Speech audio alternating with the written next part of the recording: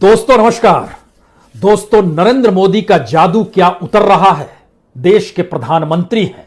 बीते 7 वर्ष से जैसा चाहा, जिस रूप में चाहा, हर प्रांत की सियासत को उन्होंने उसी दिशा में मोड़ दिया।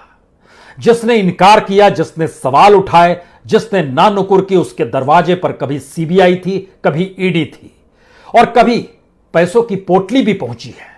बीजेपी की सियासत के सामने कमोवेश हर प्रांत के नेता ने घुटने टेके, रेंगना शुरू किया।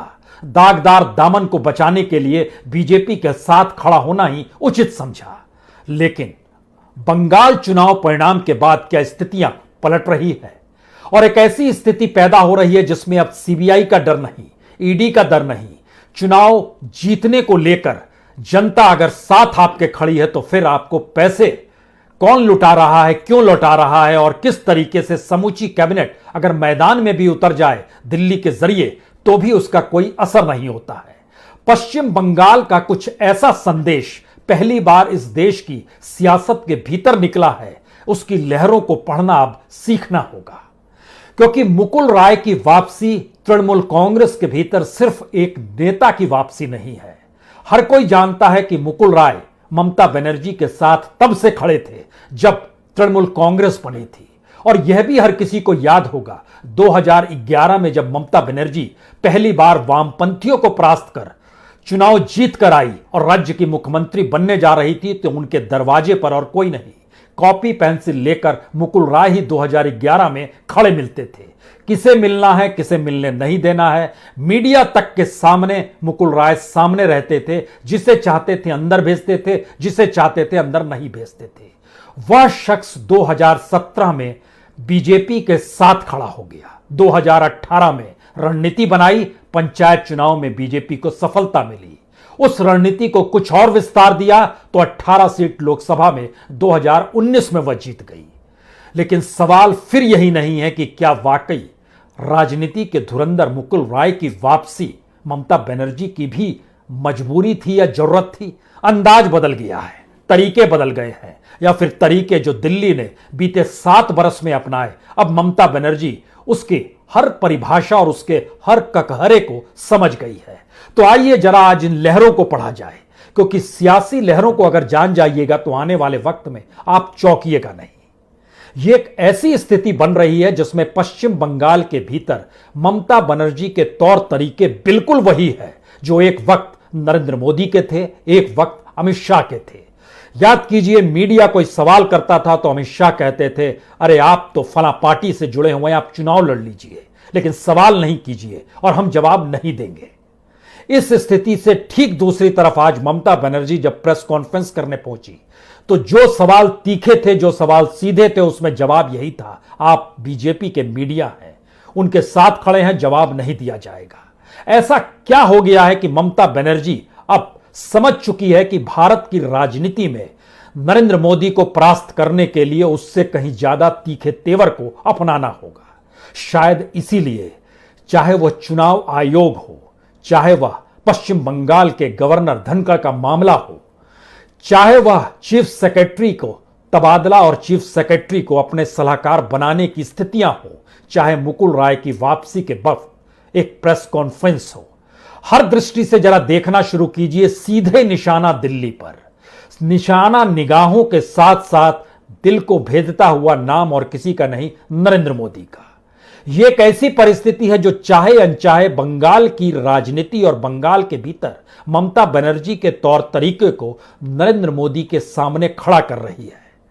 इस देश के भीतर में हिंसा सियासी तौर पर खूब हुई। बंगाल की हिंसा को तूल दिल्ली ने खूब दिया।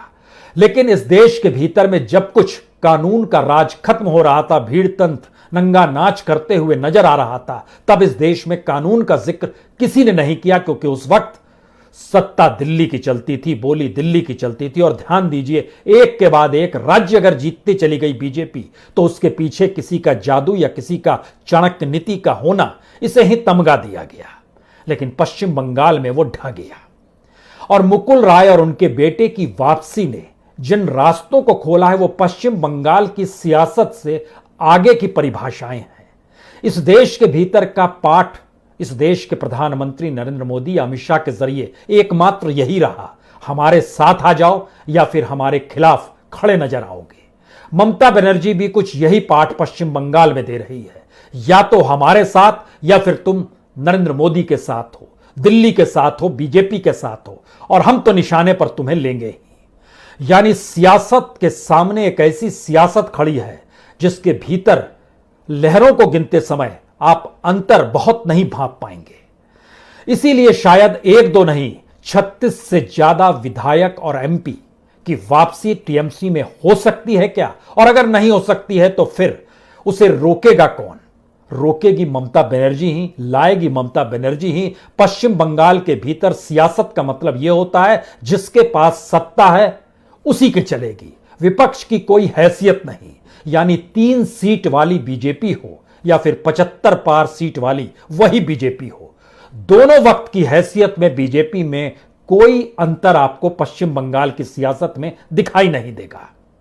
और पश्चिम बंगाल में राजनीति जिंदगी से जुड़ी होती है। पावर पॉलिटिक्स का मतलब शायद हर काम का समाधान होता है। अगर आप सत्ता वाली पार्टी से नहीं जुड़े हैं तो आप कहीं नहीं हैं, क्योंकि देश तो दूर की बात है, राज्य के भीतर एक ऐसी परिस्थितियां बनी रही हैं जो मैसेज इस देश को देती रही है कि यहां पर सियासत ही सब कुछ है। चाहे वो वामपंथियों की सत्ता रही हो, चाहे ममता बनर्जी की सत्ता रही हो। ध्यान दीजिए तो इसी को विस्तार नरेंद्र मोदी और अमित शाह की सत्ता ने इस पूरे देश में दिया है। लेकिन पश्चिम बंगाल के भीतर जब जागिएगा तो बहुत साफ तौर पर 3-4 चीजें आपको नजर आएगी। लोगों का पूरा जीवन राजनीति से जुड़ा होता है। जिंदगी की तमाम जरूरत जो जीवन यापन की होती है उसको पूरा करने के लिए आपको सत्ताधारी पार्टी के साथ खड़ा होना पड़ता है। बिना पार्टी के सहमति के कोई काम पश्चिम बंगाल में नहीं होता है। हर जगह सत्ता में जो पार्टी रहेगी और जो पार्टी जिस भी जिले तक में और पंचायत तक में हर चीज में उसका इंटरवेंशन होगा, यानी दखलंदाजी उसकी जरूर रहेगी। तो विपक्ष का क्या मतलब है? और पश्चिम बंगाल में जो लोग बीजेपी में चले गए टीएमसी को छोड़कर, वह एक चीज और जान रहे हैं। वो इस बात को समझ रहे हैं कि दरअसल पश्चिम बंगाल में चुनाव तो अब 2026 में होने हैं, लेकिन उसके बीच में 2022 उत्तर प्रदेश भी आएगा, जहां पर बीजेपी की स्थिति नाजुक हो चली है। इस बात की जानकारी और कहीं से नहीं, योगी आदित्यनाथ ने खुद ही दे दी। और योगी आदित्यनाथ जब दिल्ली से होकर गुजरे तो उन्होंने सिर्फ हां में हां मिलाया। यह भी पहला मौका है जब किसी सूबे का मुख्यमंत्री दिल्ली आता है तो वह बैरंग वापस नहीं लौटता है, बल्कि इस उम्मीद और इस उत्साह के साथ वापस लौटता है कि हमने हां में हां मिलाई, लेकिन हम जो भी करेंगे उसके साथ आपको भी हां में हां आज नहीं तो कल मिलानी होगी। इसीलिए इस कयास को छोड़ दीजिए कि कौन से छोटे छोटे दल बीजेपी के साथ उत्तर प्रदेश में आएंगे। यह भी छोड़ दीजिए कि मंत्रिमंडल विस्तार में दिल्ली की जो सूची है उसे उत्तर प्रदेश में शामिल कर लिया जाएगा। यह भी छोड़ दीजिए कि उत्तर प्रदेश की सियासत को साधने के लिए बीजेपी के पास कोई ऐसा मंत्र भी बचा है जहां पर वह यूपी का किला बचा ले। एक नई परिस्थिति उत्तर प्रदेश को लेकर अगर पैदा हो रही है तो वो यही है कि क्या वाकई उत्तर प्रदेश को इसी शासन व्यवस्था में रहते हुए यूपी का बंटवारा तो नहीं कर दिया जाए, यानी बुंदेलखंड एक अलग राज्य के तौर पर आ जाए। पश्चिमी उत्तर प्रदेश जहां पर बीजेपी की साख कम है, किसानों का आंदोलन है, वहां पर अजीत सिंह की पार्टी और चरण सिंह की पार्टी एक वक्त मजबूत स्थिति में खड़ी है, जो किसानों के साथ खड़ी है। सवाल यह है कि इस तंत्र मंत्र की परिस्थिति में क्या सियासी लहरों को पढ़ने की परिस्थिति में ममता बनर्जी अब समझ चुकी है कि इस देश में कोई अगुवाई करने के लिए आगे नहीं निकल पा रहा था, इस देश में सीधी टक्कर देने के लिए कोई आगे निकल नहीं पा रहा था, तो ममता बनर्जी आगे निकल कर आई है। क्योंकि पश्चिम बंगाल की सियासत के भीतर जो 33 एमएलए एमपीज हैं, हो सकता है कल आप सुनने को मिले कि दिनेश त्रिवेदी भी कहीं वापस तो नहीं आ गए, सुन सकते हैं राजीव बनर्जी तो वापस नहीं आ गए, सोवन चटर्जी तो वापस नहीं आ गए, सरला मुर्मू तो वापस नहीं आ गई, सोनाली गुहा तो वापस नहीं आ गई, दीपेंदु निकाय जो फुटबॉलर हैं वह वापस तो नहीं आ गए। कोई भी नाम आप सुन सकते हैं, उनकी तादाद कुछ भी हो सकती है। लेकिन ममता बनर्जी इस सियासत को अब समझ चुकी है कि हर नाम के साथ दिल्ली को निशाने पर कैसे लेना है, यह पाठ आना चाहिए। दामन दागदार आज भी मुकुल राय का है, दामन दागदार आज भी शुभेंदु अधिकारी का भी है, जिनका कद बीजेपी के भीतर बड़ा है, लेकिन रहना उन्हें भी बंगाल में है। इस देश के भीतर में फेडरलिज्म इस बात की भी इजाजत देता है जिस राज्य में जिसकी भी सत्ता होगी उस सत्ता के नियम कायदे ही चलेंगे। प्रधानमंत्री मोदी ने उन नियम कायदे को बदलने की शुरुआत की जहां पर सीबीआई हर दरवाजे पर पहुंच जाए, ईडी हर दरवाजे पर पहुंच जाए, धमकी हर दरवाजे पर पहुंच जाए, नारे हर दरवाजे पर पहुंच जाए, धर्म की सियासत हर दरवाजे पर पहुंच जाए। इस देश की जो अपने स्ट्रक्चर उसका जो एक सेकुलरिज्म था, एक अभिव्यक्ति की स्वतंत्रता के माध्यम थे, एक अपने तरीके से सियासत करने की छूट थी, उस पर भी बंदिशें लगाने का प्रयास इस फेडरलिज्म को खत्म करके दिल्ली ने शुरुआत की। इससे इनकार कतई नहीं किया जा सकता है। लेकिन यहीं से एक अगला सवाल शुरू होता है, क्या पश्चिम बंगाल ने अब प्रधानमंत्री मोदी के जादू को खत्म करना शुरू कर दिया है? और जो ऑरा है दिल्ली का, वो ऑरा खत्म हो चला है। हमें लगता है कि पहले इस ऑरे पर आइए, फिर बंगाल की एक और परिस्थिति पर आएंगे। ध्यान दीजिए तो उत्तर प्रदेश को समझने वाले दिल्ली में कौन से नेता हैं? राजनाथ सिंह हैं। राजनाथ इस पूरे संवाद में अलग रहे। जब योगी आदित्यनाथ लखनऊ से दिल्ली पहुंचे और बात कर रहे थे, वह योगी आदित्यनाथ के तौर पर जेपी नड्डा से मिले, प्रधानमंत्री मोदी से मिले, अमित शाह से मिले। तीनों को उत्तर प्रदेश की सियासत की जितनी भी समझ होगी उससे कई गुना ज्यादा समझ राजनाथ सिंह को है। लेकिन राजनाथ सिंह अलग थलग है। महाराष्ट्र में संकट आया तो महाराष्ट्र की सियासत को साधने के लिए देवेंद्र फडणवीस ही रहे। शुरू से लेकर अंत तक देवेंद्र फडणवीस ही एक नायक के तौर पर नजर आते रहे। लेकिन दिल्ली में महाराष्ट्र के नेता के तौर पर और कैबिनेट मिनिस्टर के तौर पर बैठे नितिन गडकरी को लगभग अलग थलग कर दिया गया। उधर राजनाथ सिंह यूपी की धारा में नहीं और नितिन गडकरी महाराष्ट्र की धारा में नहीं, तो लहरें आप कैसे पढ़ पाएंगे? जाहिर है ये लहरों को भी परिभाषित दिल्ली ही करना चाहेगी। लेकिन ध्यान दीजिए आज की तारीख में इस औरे और रंग के उतरने और जादू के खत्म होने के पीछे की वो कौन सी परिस्थिति है? छत्तीसगढ़ में 15 वर्ष तक सत्ता संभाले रमन सिंह आज कहां पर हैं? क्या जानते हैं आप कहेंगे याद नहीं। वसुंधरा राजे राजस्थान को संभाले हुए राजस्थान की राजनीति में आज कहीं नहीं है। दिल्ली उसको संभालना चाहती और धीरे धीरे दिल्ली के हाथ से चीजें कैसी चली गई और कांग्रेस के भीतर के घटाटोप में वहां पर अब यह समीकरण बैठ रहा है कि इसे लाया जाए उसे लाया जाए, यानी वो अपने तरीके से मत रहे हैं। बीजेपी का जिक्र नहीं है। बीजेपी को भी खुद को लाइमलाइट में लाने के लिए सचिन पायलट का सहारा लेना पड़ता है, उनके कांधे पर बंदूक रखनी पड़ती है जिससे एक टकराव हो और उनका जिक्र हो जाए। यह राजस्थान की स्थिति है। मध्य प्रदेश में हर कोई जानता है बीजेपी हार चुकी थी। पैसा ना होता, पोटली ना होती, शिवराज सिंह चौहान की साथ सहमति दिल्ली की ना बनती तो खेल ना होता। उस खेल के साथ वहां पर सत्ता में दोबारा लौटे। यह अलग मसला है, उपचुनाव में फिर जीते और यह सारी परिस्थिति। लेकिन कितना खर्च हुआ, किस रूप में खर्च हुआ, यह एक तीसरी परिस्थिति थी, सीबीआई, ईडी और पैसा। चौथी स्थिति में आइए तो बंगाल में दांव खत्म हो चला है। पंजाब में अकाली दल साथ नहीं खड़ा है बीजेपी के। बीजेपी वहां बिल्कुल शून्य की स्थिति में है। वह चाहती है कि किसी भी तरीके से नवजोत सिंह सिद्धू को अब फंसाया जाए, साथ में लेकर आया जाए। इसके लिए डोरे डाले जा रहे हैं, इनकार कतई नहीं है। लेकिन फिर भी अपने बूते वो नहीं है।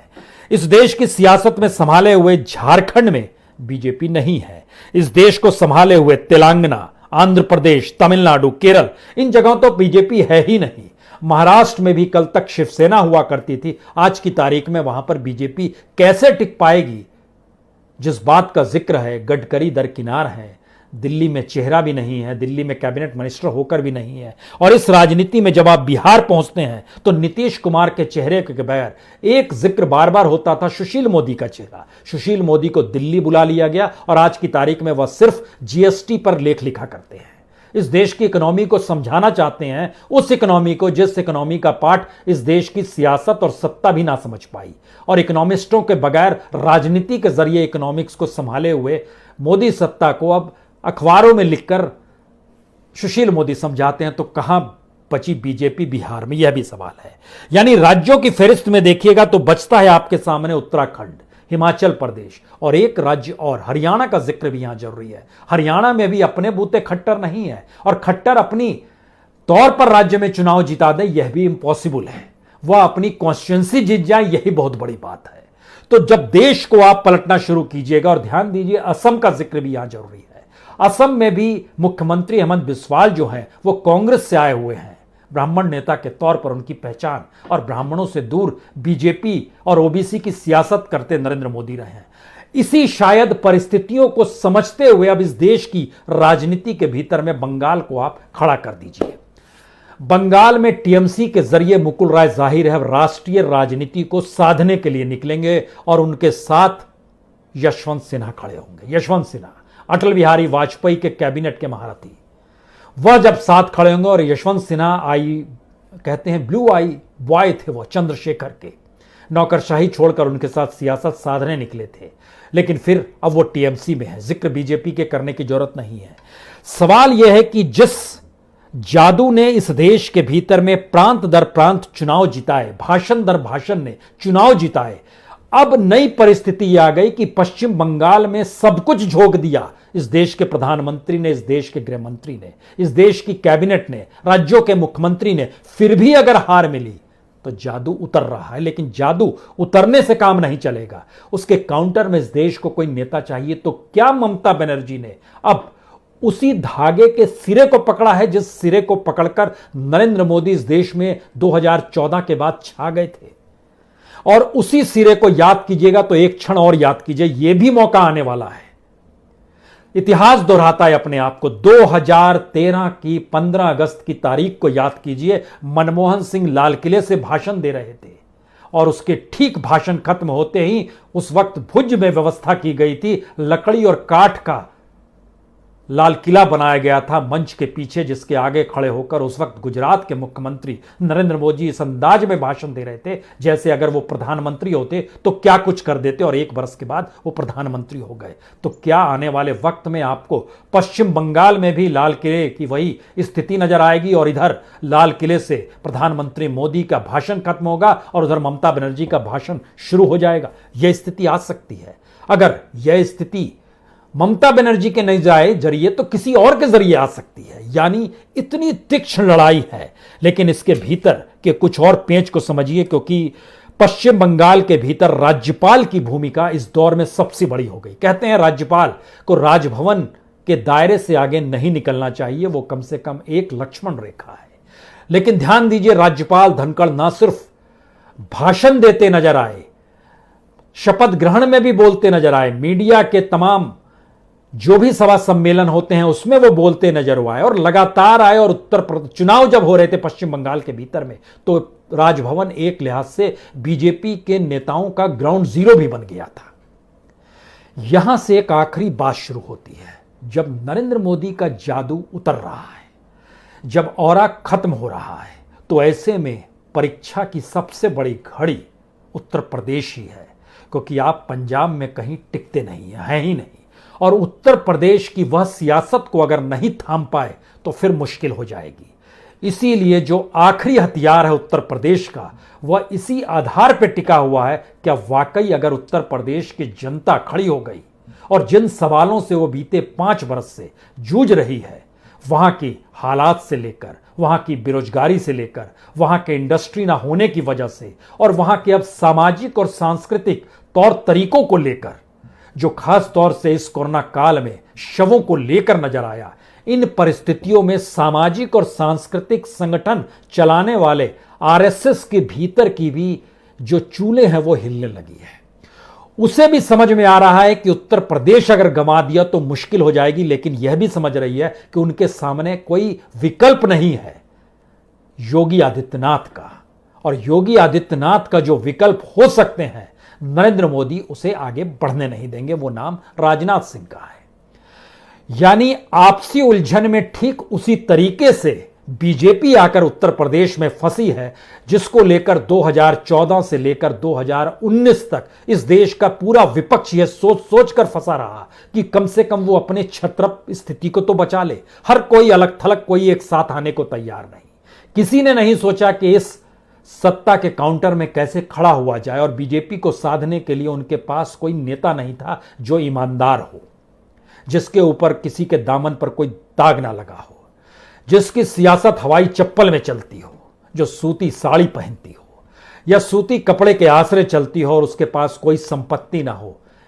यही स्थिति को अपने तौर पर उसको आप बदनाम नहीं कर सकते हैं, और यही ममता बनर्जी की ताकत है जो निकल कर आई है, और इसे पश्चिम बंगाल के भीतर में बीजेपी में शामिल हुए हर नेता को समझ में आ गया है कि इस देश को संभालने के लिए नरेंद्र मोदी ने हर उस विपक्षी पार्टी के लोगों को अपने साथ लिया जिन्हें सत्ता चाहिए थी, जिन्हें डराया जा सकता था, जिन्हें कुछ पैसा देकर लोभ दिया जा सकता था, और ये सारी परिस्थितियों को पश्चिम बंगाल ने धराशायी कर दिया। और एक नई परिस्थिति ने जब जन्म लिया है तो आखिरी संदेश क्या है? आखिरी संदेश यही है कि उत्तर प्रदेश को लेकर आखिरी हद तक दिल्ली की सियासत जाने को तैयार है। योगी आदित्यनाथ चेहरा बने रहें, यह आरएसएस चाहती है, लेकिन आरएसएस अब पश्चिम बंगाल के घाव को भरने के लिए उत्तर प्रदेश के किले को हर हाल में बचाना चाहती है। और अगर उत्तर प्रदेश का किला नहीं बच पाएगा तो 80 सीट, यानी उत्तर प्रदेश की 80 सीट और महाराष्ट्र जो गंवा चुके हैं वहां की 48 सीट, यानी लगभग 20% सीट तो यहीं हो गई, 20 से 25% सीट तो यहीं हो गई।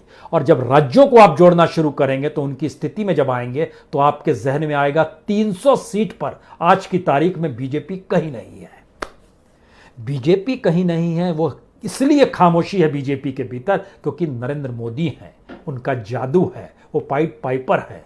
लेकिन यह जादू अगर खत्म हो चला है, जो मुकुल राय की वापसी, ममता के तेवर, चीफ सेक्रेटरी को लेकर गवर्नेंस के तौर तरीके, उसकी परिस्थितियों के साथ खेलने की स्थिति, और इस देश के भीतर में तमाम सियासत को साधते हुए ममता बनर्जी जब किसानों को भी अपने साथ लेकर यह कह रही है कि दृष्टि एक ही है, अर्जुन की तरह देखना शुरू करो, निगाहों में एक ही व्यक्ति रखो, निशाने पर एक ही व्यक्ति रखो, सफल हो जाओगे, तो क्या वाकई ये मंत्र पश्चिम बंगाल से निकल पड़ा है?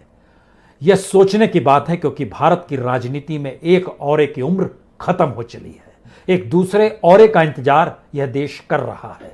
जरूरी नहीं ममता बनर्जी ही हो, लेकिन कोई तो होगा। इंतजार शायद इस देश की सियासत को इसी बात का है। बहुत बहुत शुक्रिया।